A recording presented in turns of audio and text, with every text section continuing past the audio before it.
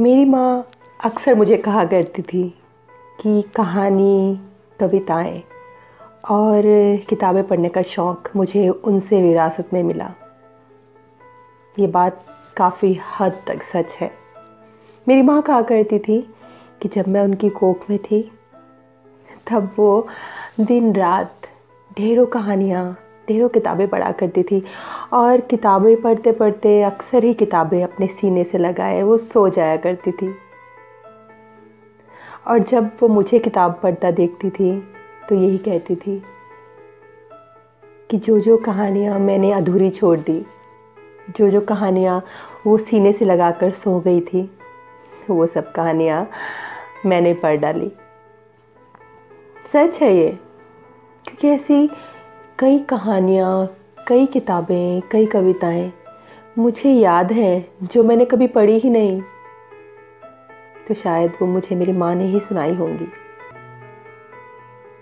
और आज के दिन मैं अपनी माँ के लिए उनकी ही बहुत पहले सुनाई हुई एक किताब में से पढ़कर सुनाई हुई ये कविता, जो कि मुझे भी बेहद पसंद है और अक्सर ही पढ़ती हूँ तो लगता है जैसे कि मेरे ही हाथों लिखी गई है, या इसके जो शब्द हैं वो मेरे ही दिल से निकले हैं। ऐसा होता है ना।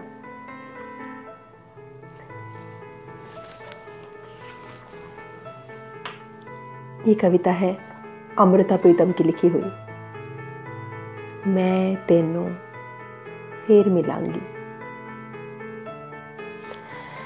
मैं तेनू फिर मिलांगी, किथे किस तरह पता नहीं, पर मैं तेनू फिर मिलांगी। शायद तेरे तखयल दी चिनक बन के तेरे कैनवस ते उतरांगी, या खौरे तेरे कैनवस ते उत्ते एक रहस्यमय लकीर बन के खामोश तेनों तकदी रवांगी, या खौरे सूरज दी लू बन के तेरे रंगा विच खुलांगी, या रंगा दियां बावां विच बैठ के तेरे कैनवस नू अलांगी। पता नहीं किस तरह, किथे, पर तेनू जरूर मिलांगी। या खौरे एक चश्मा बनी होवांगी ते जिवें झरनिया दा पानी उड़दा, मैं पानी दियां बूंदां तेरे पिंडे ते मलांगी, ते एक ठंडक जही बन के तेरी छाती दे नाल लगांगी। मैं होर कुछ नहीं जानदी, पर इन्ना जानदी हां कि वक्त जो भी करेगा ये जन्म मेरे नाल तुरेगा। ये जिस्म मुकदा है ते सब कुछ मुक जांदा है, पर चेतियां दे धागे कायनाती कणा दे बने हुंदे आ। मैं उन्हां कणा नूं चुनांगी।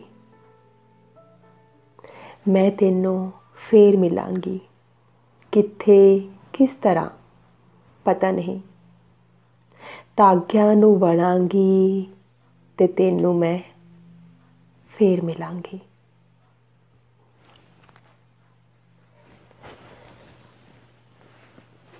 अमृता प्रीतम की लिखी हुई ये कविता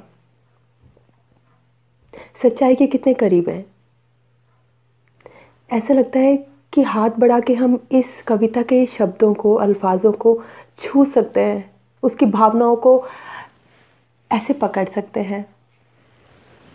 लेकिन जैसे इंद्रधनुष के 7 रंगों को देखा जा सकता है, महसूस किया जा सकता है, लेकिन बांधा नहीं जा सकता, वैसी ही कुछ कविताएं होती हैं जो कि आप देख सकते हैं, पढ़ सकते हैं, सुन सकते हैं,